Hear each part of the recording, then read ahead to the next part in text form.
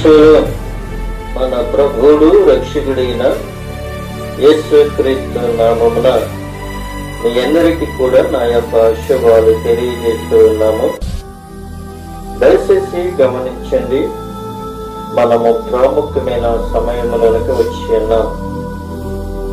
ప్రతిరోజు మీ కొరకు మీరు చేస్తున్న ప్రతి ఒక్క పని నిమిత్తము, మీ బిడ్డల నిమిత్తము దేవుని యొక్క పనివాడిగా ప్రతిరోజు కూడా దేవుని యొక్క దాసుడిగా ప్రార్థన చేస్తూ ఉన్నాను. అయితే నేను ఎలాగైతే ప్రార్థన చేస్తూ ఉన్నానో మీరు కూడా నా కొరకు, నా పరిచర్య కొరకు, నా యొక్క సువార్త కొరకు, బిడ్డల కొరకు దేవుడు ఇచ్చిన మరి మహిమలను బట్టి మనమందరం కూడా ఒక తల్లి గర్భంలో తెచ్చిన బిడ్డలమే.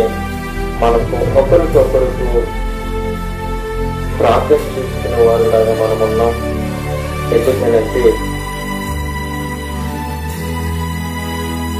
లోకములో ఉన్నవాడి కంటే మనలో ఉన్నవాడు చాలా గొప్పవాడు, ఆయన పరిశుద్ధుడు. లోకములో ఉన్నదంతా కూడా వ్యర్థమే. ఎందుకంటే ఈ లోకము శాశ్వతమైనది కాదు. ఈ లోకము మనకి, ఈ లోకంలో బ్రతికినంత కాలము కూడా ఏది కూడా మనకి శాశ్వతమైనది కాదని దేవుడు సెలవిస్తూ ఉన్నాడు. దేవుడు పరిశుద్ధుడు, దేవుడు అనంతుడు, దేవుడు లోకరక్షకుడు. ఆయన శివుని కలిగిన దేవుడు. జీవము ఆయనలో ఉంది. ఆయన పరిశుద్ధుడే, ఆయన పరమాత్ముడు. ఆయనకు అనేకమైన పేరులు ఉన్నవి. ఎందుకనంటే ఎవరైతే పరిశుద్ధాత్మ దేవుడు నా సొంత రక్షకుడని ఎవరైతే ఆయన హృదయంలోనికి ఆహ్వానిస్తున్నారో, ఆయన మన హృదయంలోనికి రావడానికి ఇష్టపడుతూ ఉంటాడు. దేవుడు భిన్నమైన వాడు. అయితే ప్రతి విషయమునకు అతీతముగా ఉన్నవాడు. అదేమనగా తనకు అనగా మనకు ఆయన దేవుడై ఉన్నాడు. దేవుడు దుష్టత్వము మరియు అపవిత్రకు సుదూరుడు. దేవుడు స్వచ్ఛమైన వాడు. మన దేవుడు స్వచ్ఛమైన వాడు. ఆయన ఈ విధంగా ఇతర సృష్టికి భిన్నమైన వాడు. ఇతరుల సృష్టికి ఆయన భిన్నమైన వాడు. ఆరోగ్యము కలిగి ఉండుట అనగా అనారోగ్యము లేకుండుట మాత్రమే కాక అనుకూల శక్తితో నింపబడుట. పరిశుద్ధత అనగా ప్రతి విధమైన దుష్టత్వము లేకుండుట మరియు ప్రతి విధమైన మంచితము కలిగి ఉండుట. పరిశుద్ధత దేవుని మకుటము. దేవుడు పరిశుద్ధుడు, ఆయన పేరు పరిశుద్ధుడు. మన దేవుడు పరిశుద్ధుడు, ఆయన పేరు పరిశుద్ధుడు. అయితే ప్రియమైన దేవుని యొక్క బిడ్డలారా, యెషయా గ్రంథంలోనికి 57వ అధ్యాయములో 15వ వచనము మనము చదువుకుంటే ఆయన యొక్క మాట మనకి తెలియపరుస్తూ ఉన్నాడు. యెషయా గ్రంథము 57వ అధ్యాయము 15వ వచనములో మనం చదువుకున్నట్లయితే, మహాగణుడును మహోన్నతుడును పరిశుద్ధుడును నిత్య నివాసమై ఉన్నవాడు ఇలాగు చదువించుచున్నాడు, నేను మహోన్నతమైన పరిశుద్ధ స్థలములో నివసించువాడను, అయినను వినయము గలవారిని ప్రాణమును ఉజ్జీవింప చేయుటకును, నలిగిన వారి ప్రాణమును ఉజ్జీవింప చేయుటకును, వినయము గలవారి యొద్దను దీన మనసు గలవారి యొద్దను నివసించుచున్నాను అని ఇక్కడ ప్రభువు చదివిస్తున్నాడు. మహాగణుడు మహోన్నతుడును అని అంటూ ఉన్నాడు. ఆయన ఏమై ఉన్నాడు అంటే ఆయన మహాగణుడు, ఆయన మహాగణుడు, మహోన్నతుడు, ఆయన పరిశుద్ధుడు, ఆయన పరిశుద్ధుడు, ఆయన పరిశుద్ధుడు అంటూ దేవుని యొక్క దేవదూతలు గాన ప్రతిగానము చేసినట్లుగా మనము చూస్తూ ఉన్నాం. దేవుని ఇతర గుణముల కన్నా పరిశుద్ధుడు అన్న పదము ఎక్కువగా వాడబడి ఉన్నది. పరిశుద్ధుడు, ఇశ్రాయేలు పరిశుద్ధుడు అనే విషయాన్ని మనకి తెలియపరుస్తుంది. ఆయన పరిశుద్ధుడు, ఇశ్రాయేలుకు ఆయన ఏమై ఉన్నాడంటే ఆయన పరిశుద్ధుడు. ఇశ్రాయేలు ప్రజలకు ఆయన దేవుడు, ఆయనే పరిశుద్ధుడు. ఇశ్రాయేలు ప్రజలను విడిపించే దేవుడు పరిశుద్ధుడు. ఇశ్రాయేలు ప్రజలని కాపాడిన ఓ దేవుడు పరిశుద్ధుడు. ఇశ్రాయేలు ప్రజలకి ఆహారం పట్టిన వాడు పరిశుద్ధుడు, ఆయన దేవుడు. ఇశ్రాయేలు ప్రజల్ని పగలు మేఘస్తంభములోను రాత్రి అగ్ని స్తంభంలో నడిపించిన దేవుడు పరిశుద్ధుడు. ఇశ్రాయేలు ప్రజలకి ఆహారము లేనప్పుడు ఆహారము కురిపించిన దేవుడు పరిశుద్ధుడు. ఆ పరిశుద్ధుడు నిన్ను నన్ను నడిపిస్తూ ఉన్నాడు. ఆ దేవుడు నీతో నాతో మాట్లాడుతూ ఉన్నాడు. జీవము కలిగిన పరిశుద్ధుడు, రోషము కలిగిన పరిశుద్ధుడు, మహిమ గల దేవుడు పరిశుద్ధుడు. ఆ పరిశుద్ధుడి యొద్దకు మనము వెళ్ళాలి. పరిశుద్ధమైన సన్నిధిలో మనం ఉండాలి. దేవుని పరిశుద్ధత విషయములో పరిశుద్ధ లేఖనములో సాక్ష్యముగా ఎరిగి ఉన్నది చేసిన పరిశుద్ధుడు. పరిశుద్ధత అనున్నది దేవుని సంబంధించి ప్రతి విషయమునకు ప్రధానమైనది. దేవుని నైతిక గుణములకు మాత్రమే కాదు, పరిశుద్ధత దేవుని గుణగణములను ప్రాథమికమైనది. దేవుడు పరిశుద్ధుడు, అనంతుడు. ఆయన ఆది సంభూతుడు, ఆయన ఆది పురుషుడు. ఆయనలో పాపము లేదు, ఆయనలో కోపం లేదు, ఆయనలో అసూయ లేదు, ఆయనలో పుత్రికము లేదు. అందరినీ సమానముగా ప్రేమించే దేవుడు. మహత్తమైన దేవుని పరిశుద్ధత అని ప్రయోగముగా మనకి కనబడుతూ ఉంది. అనేకమైన పండితులు, అనేకమైన సువార్తికులు, అనేకమైన దైవజ్ఞులు అందరూ కూడా మహాదేవుడిని, దేవుడైన పరిశుద్ధుడిని కనపరుస్తూ ఉన్నాము. అందుకే అంటున్నాడు, మహాగణుడును, మహోన్నతుడును, పరిశుద్ధుడును, నిత్య నివాసమైన వాడు ఇలా చదివిస్తున్నాడు. ఆయన చదివిస్తూ ఆయన అంటున్నాడు, నేను మహోన్నతమైన పరిశుద్ధ స్థలములో నివసించిన వాడును. పరిశుద్ధమైన స్థలములో ఆయన నివసించిన వాడు. ఆయన పరిశుద్ధుడు, సమస్తమును ఎరిగి ఉన్న దేవుడు. ఆయన సృష్టికే దేవుడు. ఆయన సృష్టిని సృష్టించిన దేవుడు. ఆ సృష్టిలో నిన్ను నన్ను కూడా సృజించిన దేవుడు.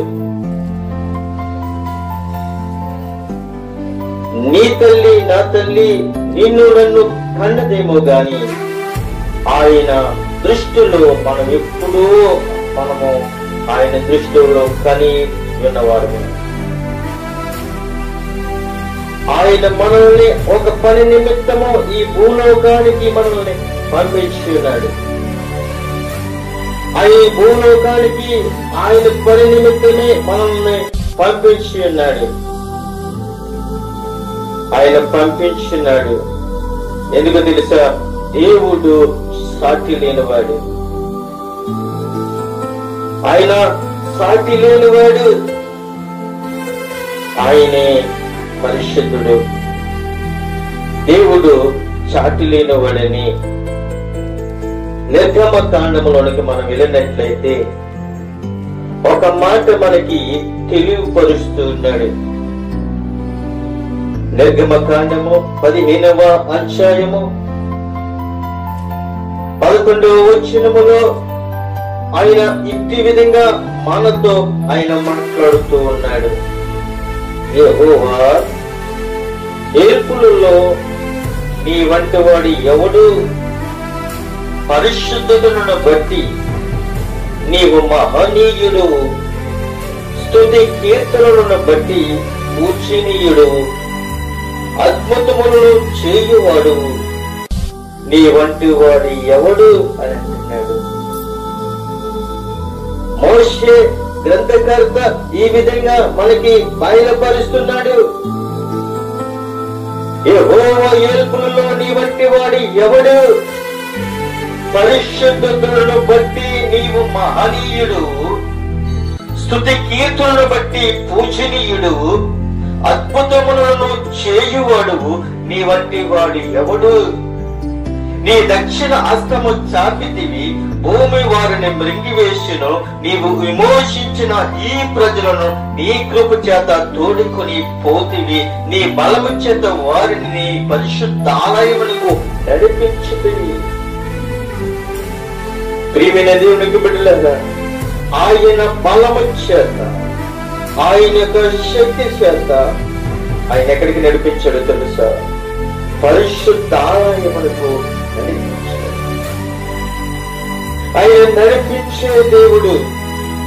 ఆయన పరిశుద్ధుడు కాబట్టి నిన్ను నన్ను కూడా పరిశుద్ధమైన సన్నిధిలో నిలబెట్టడం కొరకు, పరిశుద్ధమైన ఆలయములోనికి నడిపించడం కొరకు ఆయన ఎంతో శ్రమ పడ్డారు.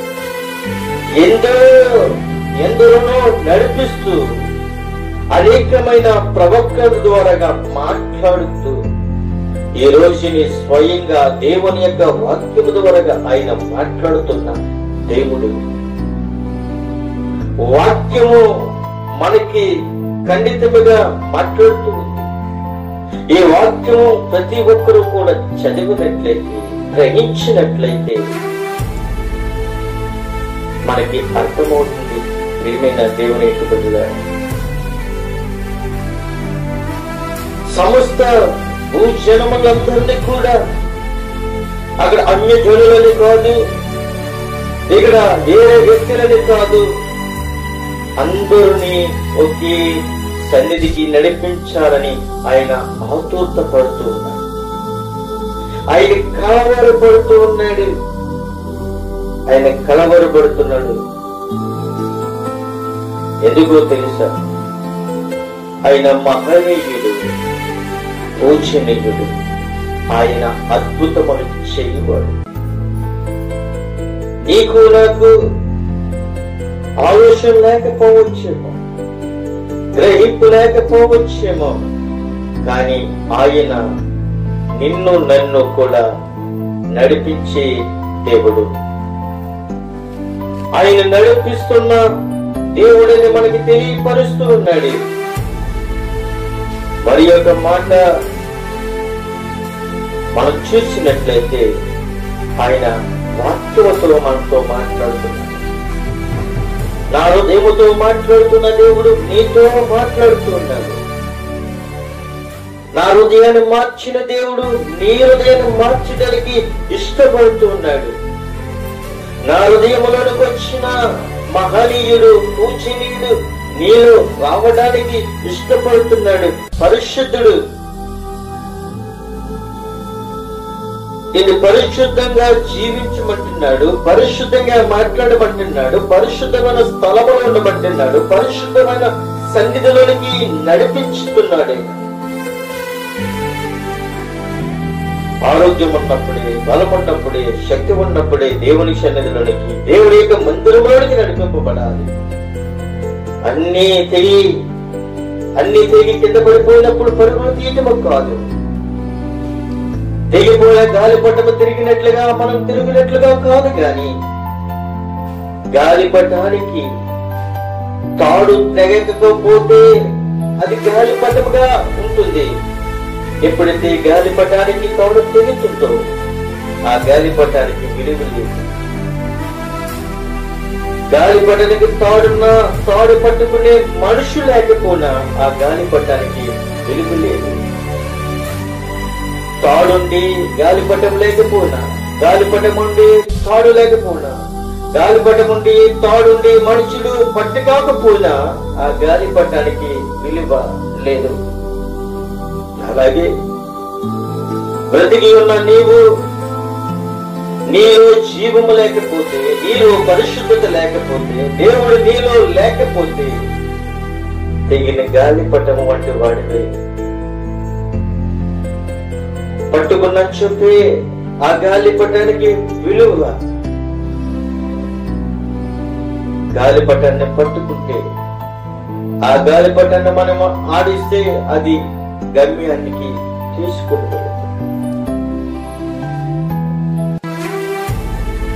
తూర్పు దేశ జ్ఞానులకి ఒక నక్షత్రము దారి చూపించినట్లుగా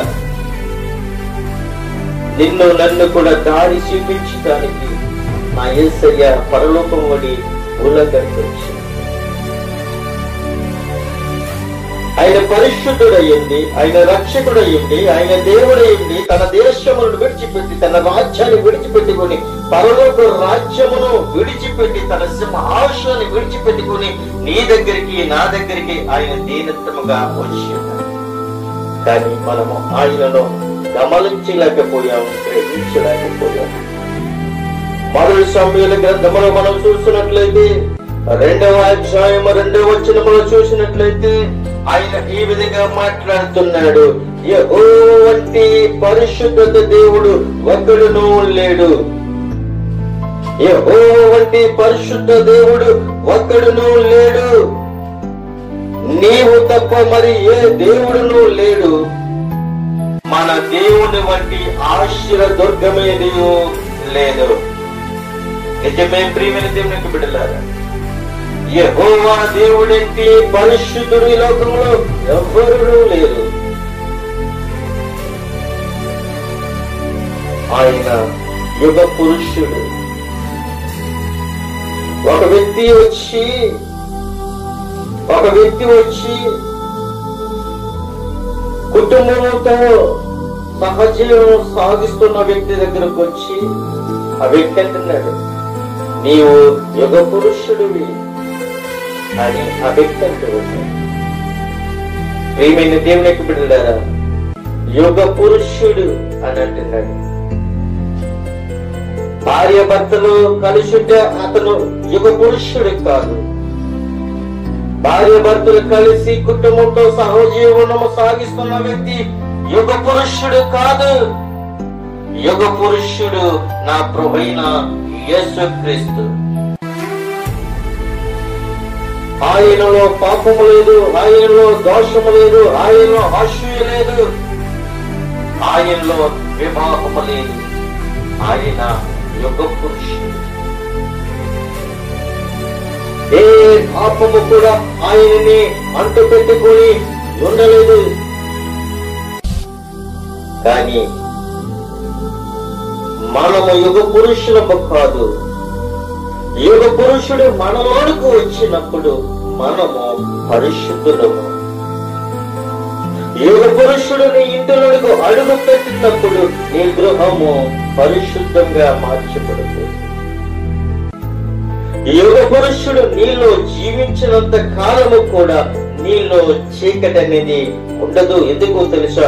యుగ పురుషుడు నిన్ను పాపములోనికి నెట్టివేయడు. యుగ పురుషుడు పాపము లేనివాడు కనుక పాపం చేస్తూ ఉన్నప్పుడు సమయంలో ఆయనని గద్దిస్తాడు.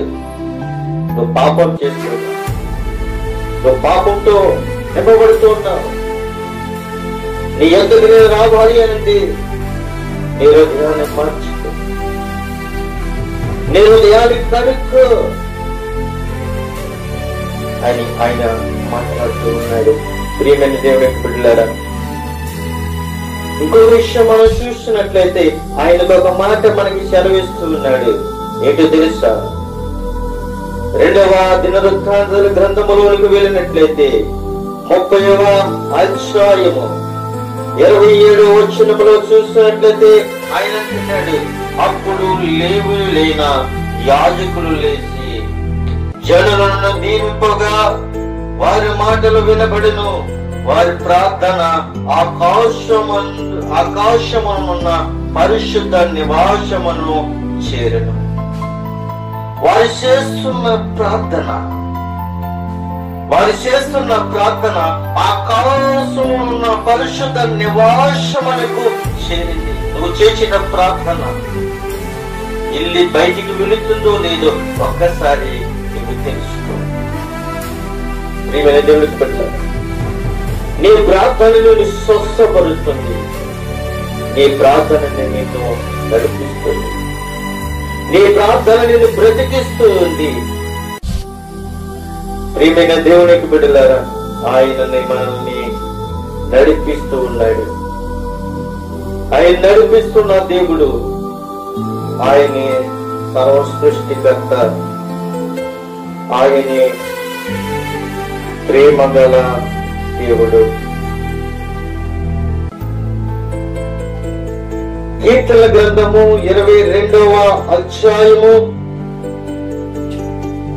3వ వచనంలో చదివితే ఆయన అంటున్నాడు, నీవు ఇశ్రాయేలు చేయు స్తోత్రముల మీద ఆసీనుడు ఉన్నావు, నీవు ఆసీనుడు ఉన్నావు అని అంటున్నాడు. ప్రియమైన దేవుని యొక్క బిడ్డలారా, ఆయన కీర్తనీయుడు,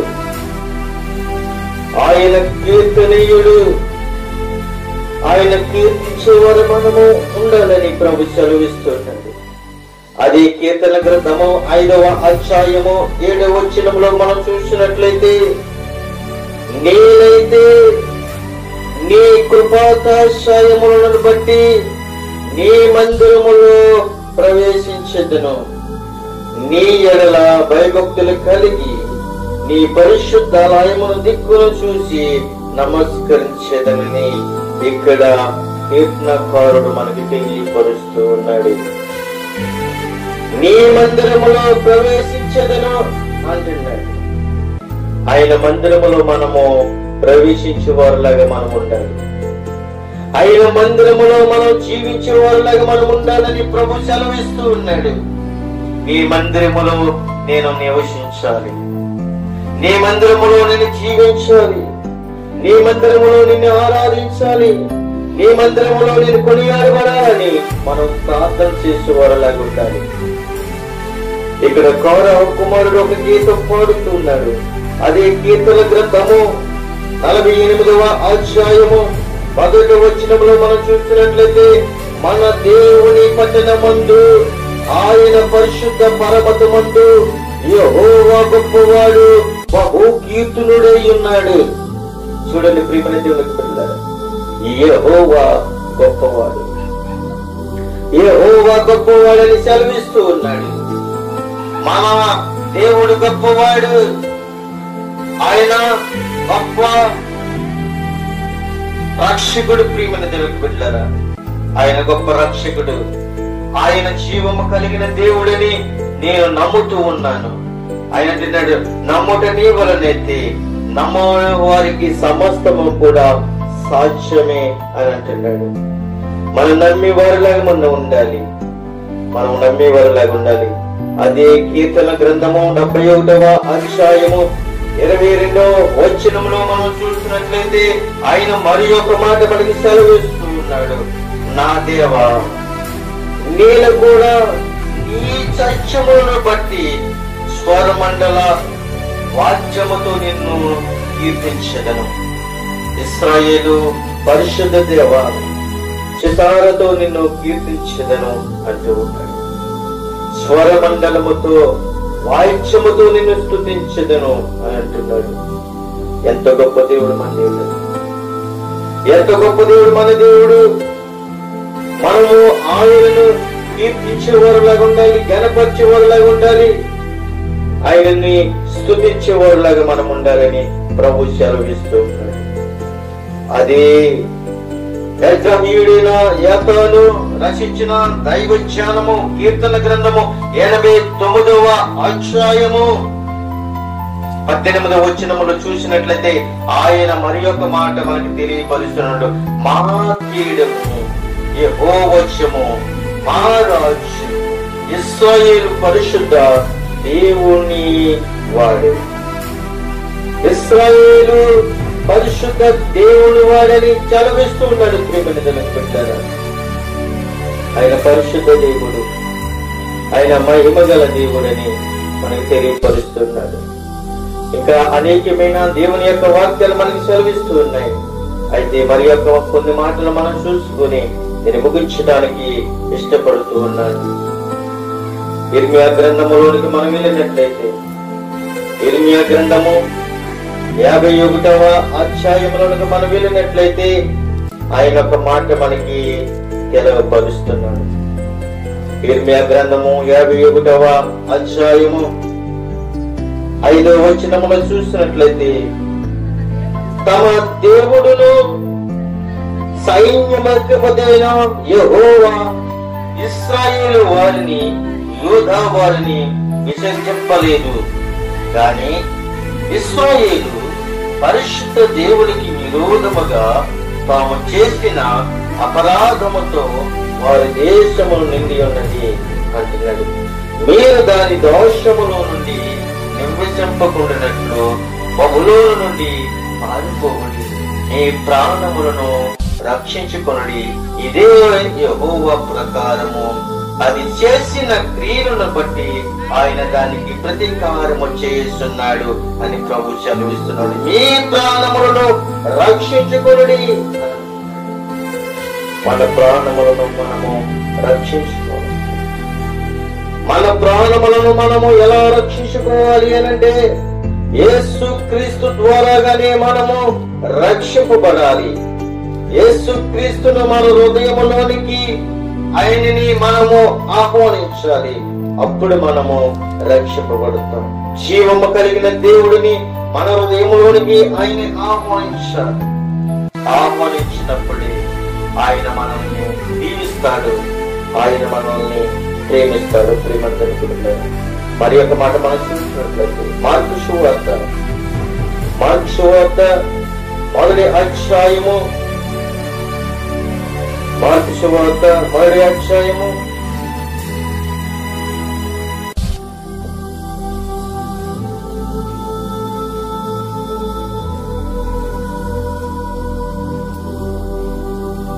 41వ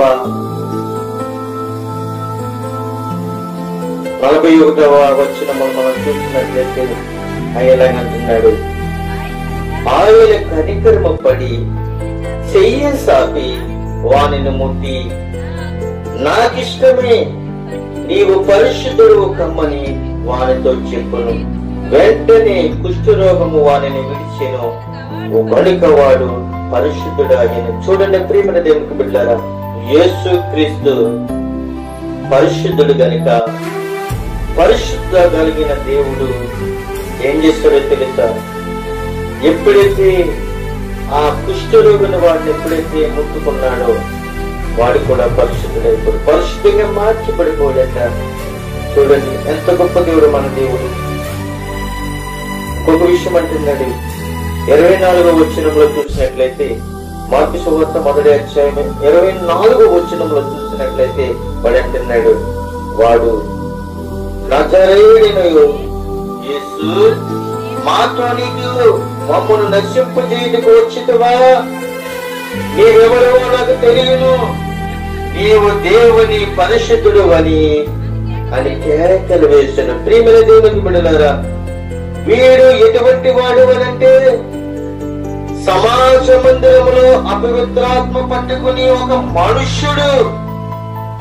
ఆ మనుష్యుడు అంటున్నాడు, ఎవరినంటున్నాడు అంటే పరిశుద్ధమ కలిగిన దేవుడిని, యేసుక్రీస్తు ప్రభువు అని అంటున్నాడు. ఉచ్చరిస్తున్నాడు, నజరేయుడగు యేసు, మాతో నీకు ఏమి? మమ్మల్ని నశింపజేయడానికి వచ్చితివా? నీవెవరువో మాకు తెలియను, నీవు దేవుని పరిశుద్ధుడు అని కేకలు వేసాడు. అందుకు యేసు ఊరుకుండము, వారిని విడిచి పొమ్మని దానిని గద్దెంపగా ఆ అపవిత్రాత్మ వారిని విలవిలలాడించి పెద్ద కేక వేసి వాళ్ళని విడిచి వెళ్ళిపోయింది. చూడండి, సాతానుగాడే ఏమన్నాడు తెలుసా? నజరేయుడైన యేసు, నువ్వెవరువో నాకు తెలుసు, నువ్వు దైవ కుమారుడివి, నువ్వు క్రీస్తుకు కుమారుడు, నువ్వు క్రీస్తుకు దేవుని కుమారుడువు, నువ్వు క్రీస్తు, నువ్వు దేవుని కుమారుడు, నువ్వు పరిశుద్ధుడువు, నువ్వు నాకు తెలుసయ్యా. మమ్మల్ని నశింపజేయడానికి వచ్చావా అని వాడి కేకలు వేస్తున్నాడు. యేసుక్రీస్తు ప్రభువు అంటున్నాడు, వాడిని విడిచిపెట్టి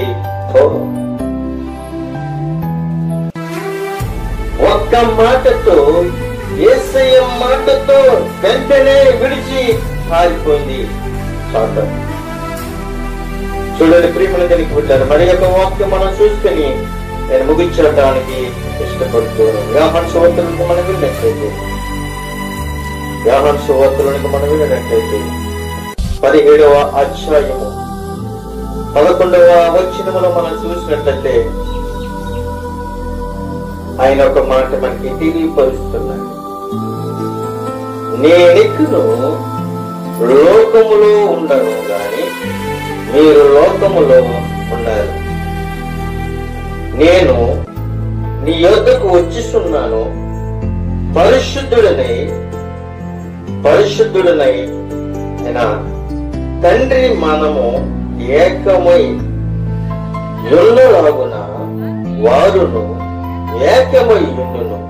ఎట్లు నీవు నాకు అనుగ్రహించిన ఈ నామమందు వారిని కాపాడు. ప్రియమైన దేవునికి బిడ్డలారా, నీ నామమందు వారిని కాపాడు.